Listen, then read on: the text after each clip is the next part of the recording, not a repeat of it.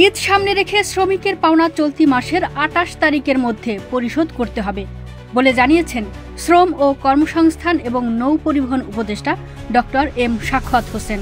তিনি বলেন, এই সময়ের মধ্যে শ্রমিকদের দেনা পাওনা পরিশোধ না করলে যেসব মালিকদের বিরুদ্ধে মামলা রয়েছে তাদের গ্রেফতার করা হবে। বুধবার ২১শে মে সচিবালয়ে ঈদ উল আজহা উপলক্ষে আয়োজিত প্রস্তুতিমূলক সভা শেষে সংবাদ সম্মেলনে একথা বলেন তিনি। ঈদ সামনে রেখে শ্রমিকদের পাওনা ২৮ তারিখের মধ্যে পরিশোধ করতে হবে। সেটি না করলে যাদের বিরুদ্ধে মামলা আছে তারা গ্রেফতার হবেন। যেসব মালিকদের বিরুদ্ধে ওয়ারেন্ট জারি হয়েছে তারা বিদেশ থাকলেও রেড অ্যালার্ট জারি করতে বলেছি। হয় পাওনা শোধ করতে হবে, না হলে জেলে যেতে হবে।